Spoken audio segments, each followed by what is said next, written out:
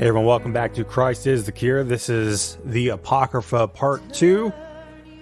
In Part 1, we established that there is an ecclesiastical or historical church tradition that rejects the Apocrypha, contrary to what we often hear against Protestants.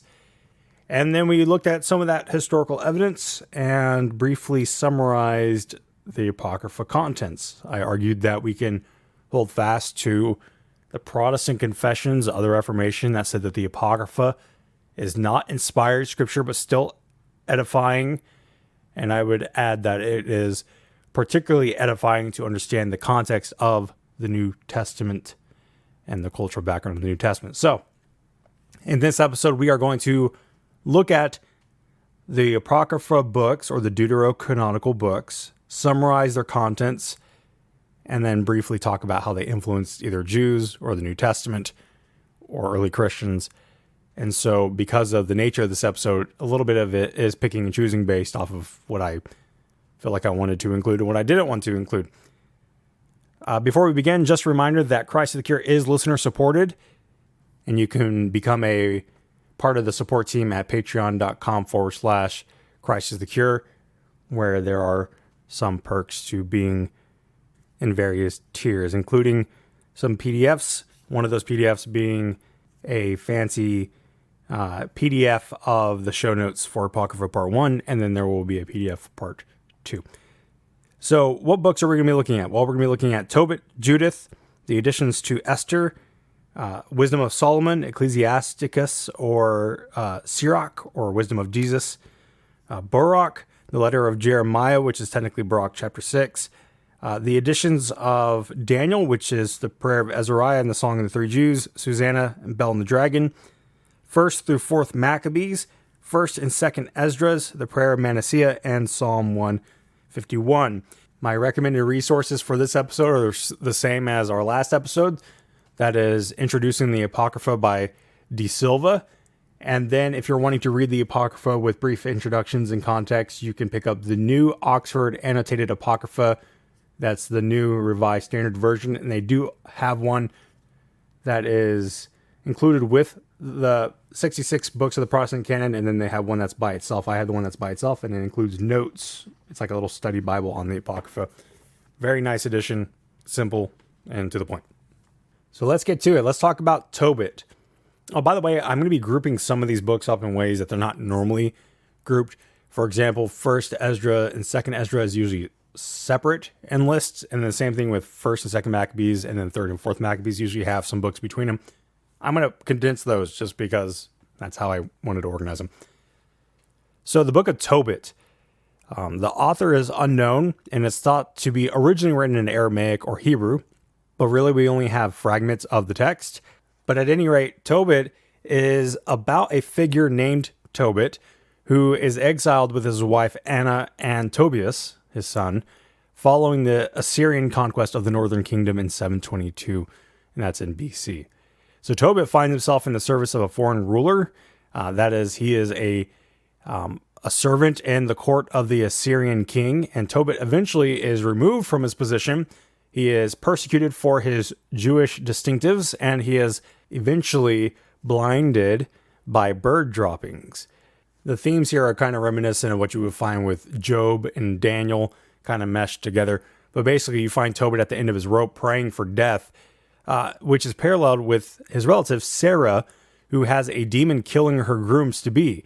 She has been planned to be wed to 7 men, but on the wedding night, a demon has killed her groom-to-be. Now, eventually, an angel will appear disguised as a traveling companion for Tobit's son, Tobias.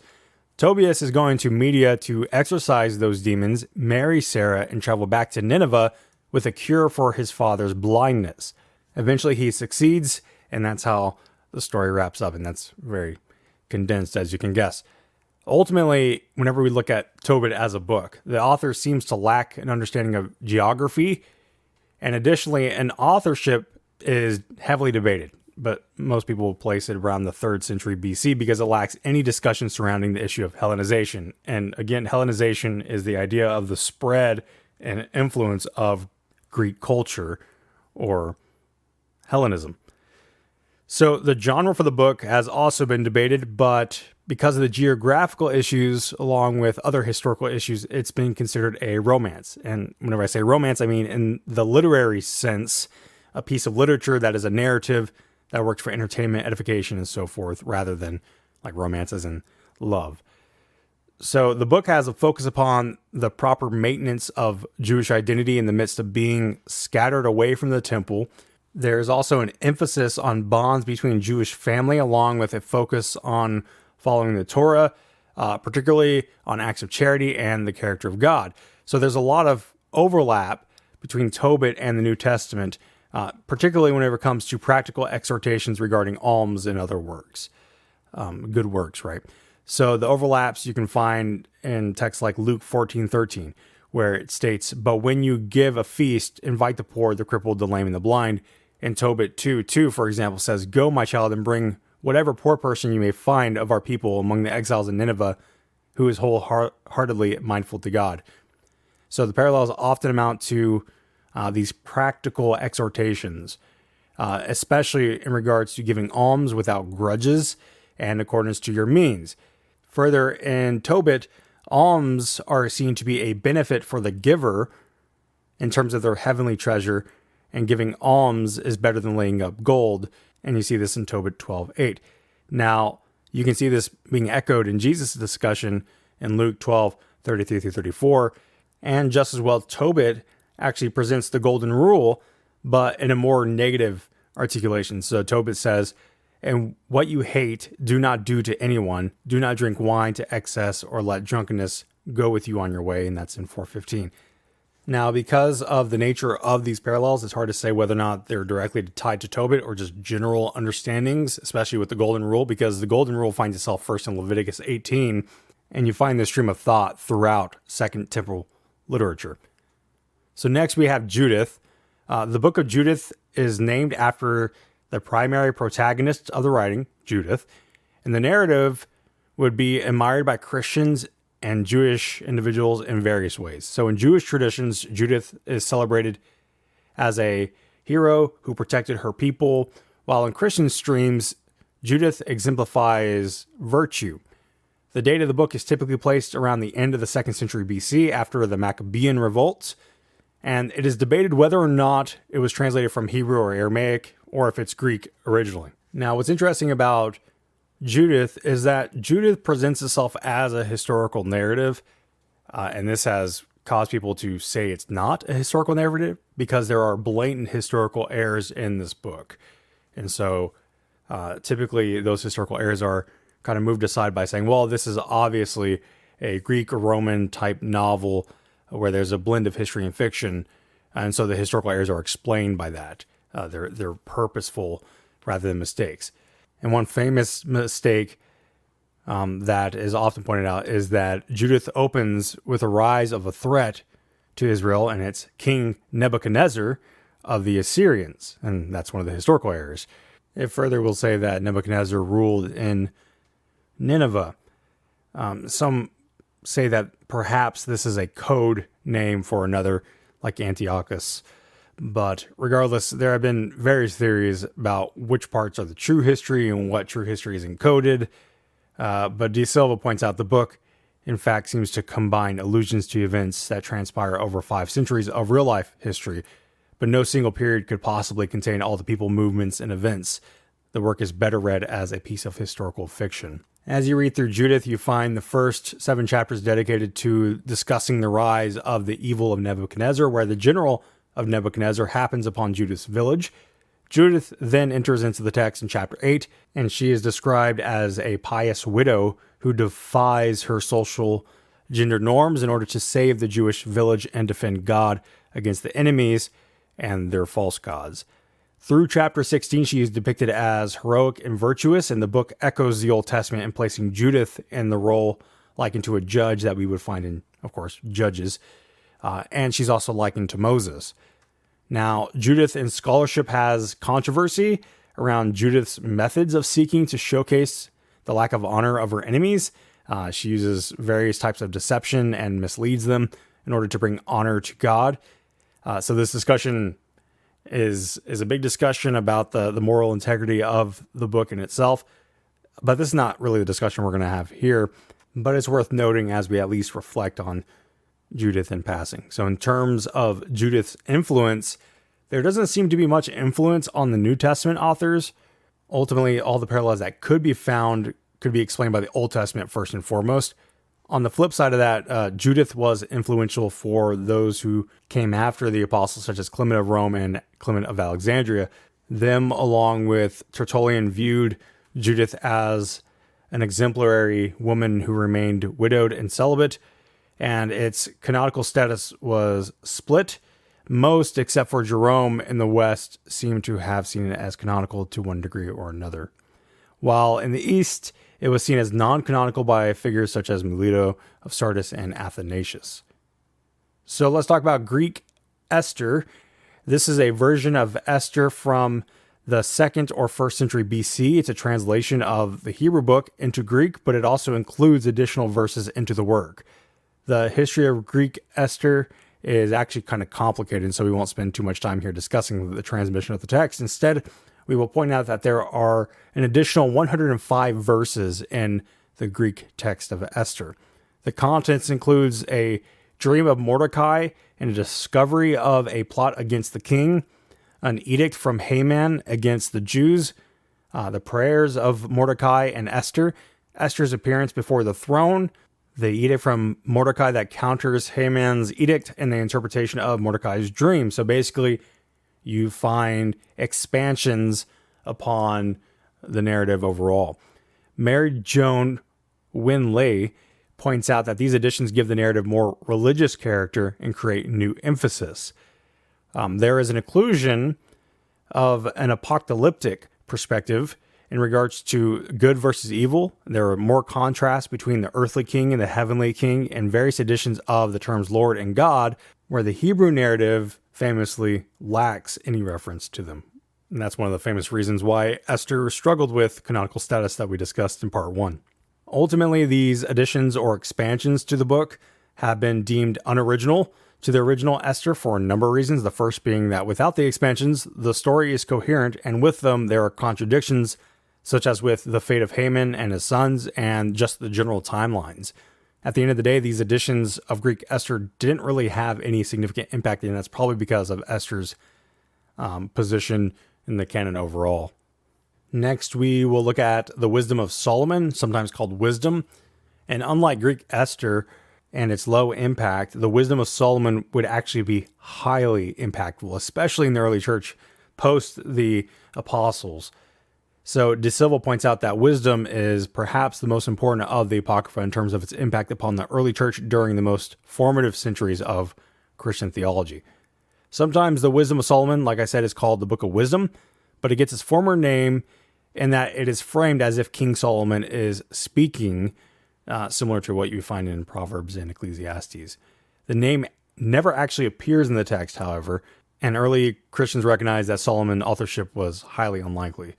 Michael Kollerick points out that within this writing, there are various styles of writings that include a Hellenistic Jewish context, such as the utilization of Aristotle's genres and styles. And he concludes that the author seems to be highly educated from Alexandria, who is a Jew, writing between 30 BC and 40 AD. So there's a pretty good spread there. De Silva points out that the debates on the dating range from 220 BC to 100 AD, however.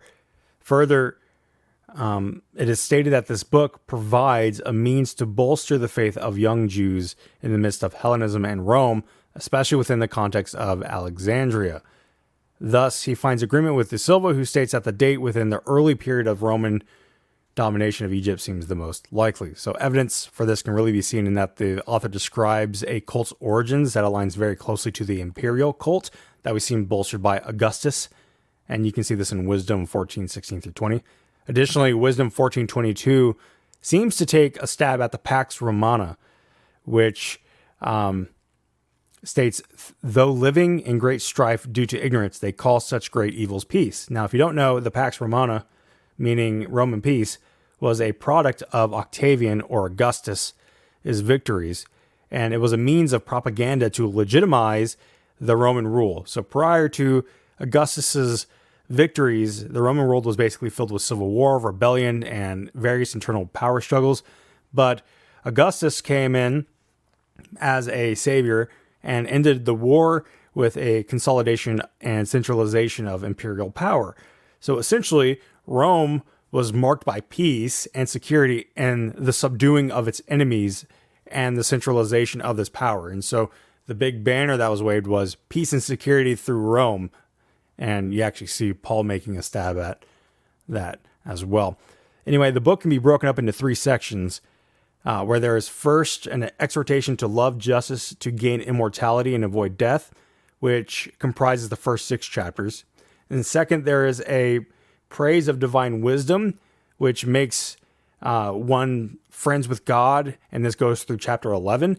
And lastly, there's a discussion on the Exodus, and the Exodus is used as an example of the providence of God, and you see this in chapters 11 through 19.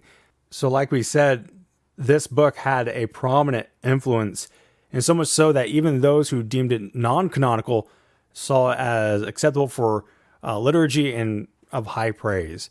Now, if you tuned into the Through Nicaea series, specifically on the Eternal Generation of the Son episodes, you'll remember we had this brief discussion on this book in regards to our understanding of the personification of wisdom. Now, in chapters 6 through 9, we find this being the case here, right? We find wisdom being personified to more of an extent than previously in Old Testament literature. So what's interesting is that in this book, wisdom is treated as an emanation of God rather than a created being. And we read this particularly in Wisdom 7:25 through 26. For she is a breath of the power of God, a pure emanation of the glory of the Almighty. Therefore, nothing defiled gains entrance into her. For she is a reflection of eternal light, a spotless mirror of the working of God, and an image of his goodness. End quote. So further, wisdom is indicated to be an agent and a companion of creation who enters into human beings and makes them friends with God. And wisdom can only be attained through prayer. Wisdom is pictured as the entire realm of learning, while Ben Sirach, that we will talk about in a little bit, places wisdom in relation to the Torah observance in particular.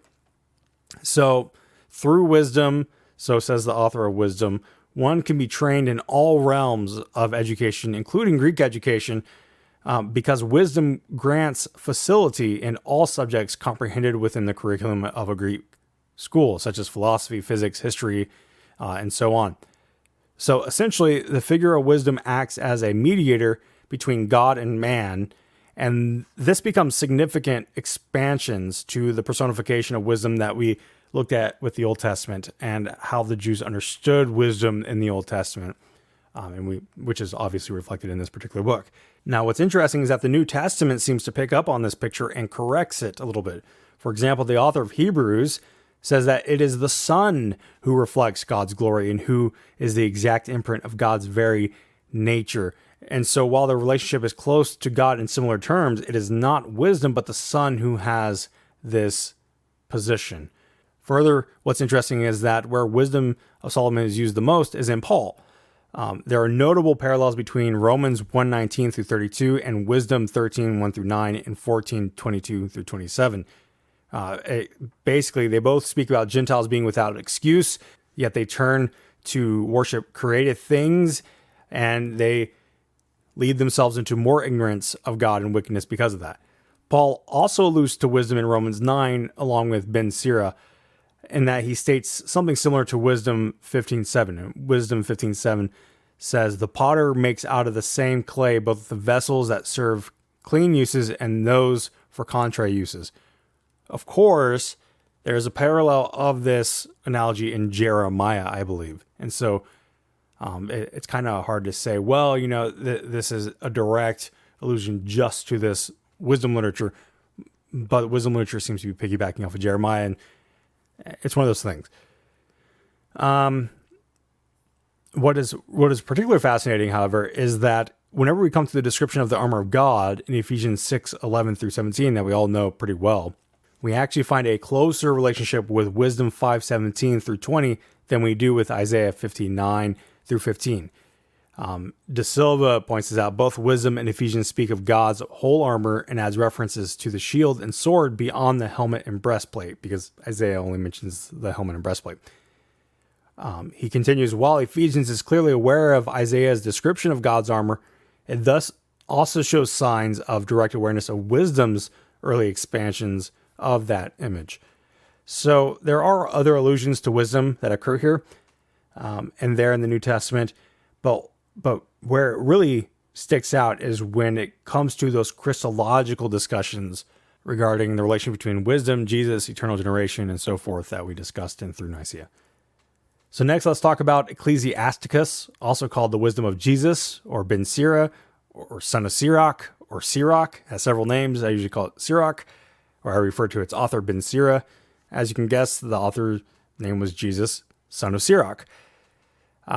This book would also be heavily influential. In the Latin Church, it was known as Ecclesiasticus, which means belonging to the church. Yet in most manuscripts, it had the title Wisdom of Jesus or Son of Sirach. Sometimes it is called Sirach for short, and ultimately this book was never included in the Jewish canon, but it came close, and it was still seen as significant, very significant. And Ben Sira's grandson is actually the one who notes that he is the one who translated this work that we have today in the preface. So this is one of the few works where the author is explicitly identified. His name is Yeshua or Joshua or Jesus, son of Sira. Ben Sira worked in a house of instruction where he trained men for careers as scribes or sages. It is typically said that this work was originally written in Hebrew around 180 BC, prior to the tensions with the Seleucids and the Maccabean revolt. And a lot of the contents are governed by the value of honor, shame, particularly with material wealth, influence, and reputation. But there is no consensus on the structure of the literature, and the author seems to employ a wide variety of literary forms. Additionally, the book is the longest book of wisdom literature from ancient Judaism that we have, and it focuses heavily upon the instruction, law, or Torah, particularly within his contemporary setting as it relates to wisdom. Basically, at the center of pursuing wisdom is following the law. One point worth noting about Ben Sira's work is the focus on, again, the personification of Lady Wisdom, who he notes is the first of God's creation and the gift of God to those who fear God. He also places wisdom and Torah, or law, side by side, noting that if one desires wisdom, they will keep the commandments, and that in wisdom there is a fulfillment of the law. Now, further in chapter 24, Ben Sira removes the mythology and personification of wisdom, which is quite interesting. So he begins by personifying wisdom, and then eventually he removes that by directly correlating wisdom with the law. And so for the author, wisdom is to be found in the Torah, and by doing the Torah, and the one who is disciplined by the Torah gains wisdom. Ben Sira is known to be highly commended in its practical wisdom of speech, friendship, ethics, and placing side by side the wisdom literature within the Old Testament context of the Torah and living in this context. But Ben Sira has also been heavily critiqued for its statements against women and daughters and about sinners in general. It has a very anti-Gentile polemic that kind of falls in a weird place if you compare it with the teachings of Jesus. For example, in Wisdom 22:3, Ben Sira states that the birth of a daughter is a loss, and in 42:14 he says, better is the wickedness of a man than a woman who does good. So Trenchard notes that Ben Sira often takes his source material on women, such as Proverbs, and changes the materials by omitting the positive statements or by making those positive statements neutral or negative. So overall, for Ben Sira, the good wife is the one who remains good so long as she is useful and desirable to her husband. And Ben Sira is also the first to mention that Eve is to blame for the fall, while also speaking of warnings for those who have daughters. So in addition to the practical wisdom and this critique, Ben Sira also talks about the question of God's sovereignty and human will. He discusses the questions of sin and human responsibility and God's omnipotence, essentially discussing the topic of theodicy, that is the problem of evil, right? So Ben Sira comes out looking like a compatibilist, if you know what that is. And so he kind of oscillates in that tension. he makes this statement that human beings are capable to move within their own freedom of free choice, and he will also argue that they are capable of doing that which is righteous. Additionally, he states that each person has the power to choose or bear responsibility for their actions. On the flip side of this, Ben Sira ascribes to God the initiative of making certain individuals able to receive mercy while others are hardened with the results of destruction. And so God has given sovereign rights as it pertains to election, yet for Ben Sira, it is still within the power of mankind to find and obey God. Their eventual destiny does not determine their choices or remove their responsibility. To highlight this, we can read chapter 15, verses 11 through 13. It says, quote, "In the fullness of his knowledge, the Lord distinguishes them and appointed their different ways. Some he blessed and exalted, and some he made holy and brought near to himself. But some he cursed and brought low and turned them out of their place. Like clay in the hand of the potter to be molded as he pleased, so are all in the hand of their maker to be given whatever he decides." So Ben Sira covers a lot of ground. He was a highly revered sage and referenced by rabbis for a long time. Yet he was not considered inspired, so his book was not considered canonical by the Jews, especially because of his words against wisdom and daughters. And what we find is that, like the other rabbis who would enjoy the use of Ben Sira on his admirable sayings, Jesus, James, and Paul do the same. De Silva points out that none of the New Testament authors actually quotes Ben Sira, but several of the more prominent among them, Matthew, Luke, Paul, and James, weave into their own teachings lessons already attested in the writings of this sage.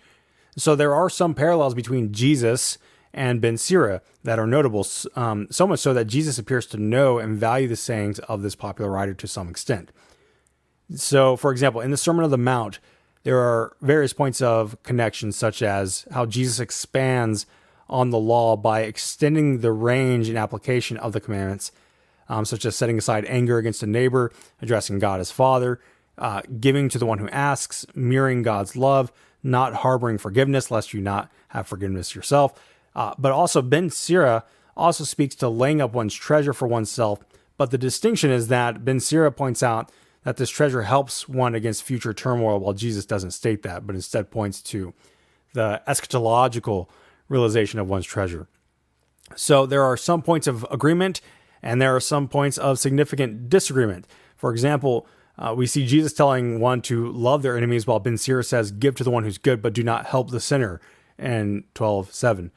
Additionally, there are a couple of parallels where Jesus appears to parallel Ben Sira, as it seems to me to be a lesson for the Pharisees. So he seems to be using their knowledge of Ben Sira against them. And you can see this in the parable of the Pharisee and the tax collector featured in Luke 18:10 through 14. We find that the tax collector will be forgiven for lamenting and asking for mercy, but the Pharisee does not receive forgiveness while he believes his offering will be enough. So basically the Pharisee never asks for forgiveness, but assumes it because of his works. Now in Ben Sira, there's specific references saying this is not how you do this thing. And so it's almost like Jesus uses Ben Sira to say, hey, you guys should know this, even by your own sages that you admire. And in Matthew 11:28 through 30, there's also another parallel, and that Ben Sira in 3 passages urges people to come to wisdom and take the yoke of wisdom upon themselves. And this is the invitation of wisdom. Just as well, James in his epistle has parallels with Ben Sira when it comes to speech in particular. So this is one passage in Sirach. It's chapter 5, verses 9 through 14, and you can think back on James' epistle and just compare for yourself. "Do not winnow with every wind, and do not follow every road, for a double-tongued sinner is of such a kind. Be established in your understanding, and let your word be consistent. Be quick to listen, and give your answer with patience. If you have understanding, answer your neighbor, but if not, let your hand be over your mouth. There is glory and dishonor in speech, and a man's tongue may cause him to fall. Do not be called a slanderer, and do not lie in ambush with your tongue, for shame awaits a thief, and a grievous condemnation will come upon a double-tongued man." Additionally, as we said earlier about Paul in Romans 9, you find some parallels on the potter and the clay there. and even in how he articulates sovereignty and responsibility. In post-New Testament writings, Ben Sira's influence is found in the Didache, which is the ethical manual for Christians, essentially. Next, we will talk about Baruch. I think that's how you say it. Baruch was the scribe of Jeremiah, and this book is attributed to the scribe of Jeremiah. Now, the book locates the author in Babylonian exile of the early 6th century, even though Jeremiah 43, 1-7 notes that Baruch and Jeremiah went to Egypt, not Babylon, in 582, so there's a discrepancy there. But as Matthew Goff points out, this error, along with other historical errors in the introduction, points to this work not actually being penned by the scribe of Jeremiah. This book is made up of a prayer, wisdom, and prophecy regarding Zion's lament, along with an encouragement for Zion in the midst of the trouble while speaking against idolatry. Basically, overall, the authorship, dating, original language, etc. are all heavily debated on this book with no solid conclusions. Ultimately, the book leans on Deuteronomy and Jeremiah and a prayer from Daniel 9 to create this work that is criticized as being basically an unoriginal redaction. Thus, the book didn't have a lasting influence on Jewish thought, nor was it popularly known or respected enough to be considered canonical. There doesn't seem to be any dependence upon this work in the New Testament, at least nothing that didn't already exist in the Old Testament, and the book adds little that is new to the discussion. But this book did have an influence in the 2nd and 3rd centuries, and it is cited as if it accurately preserves more materials from Jeremiah. I think this will wrap up part 2 so that we don't make this episode too long, and then we will have part 3 that will wrap up the letter of Jeremiah, additions to Daniel, Maccabees 1-4, along with Esdras 1 and 2, and the prayer of Manasseh, and Psalm 151. So until then, God bless you all and have a wonderful, wonderful week.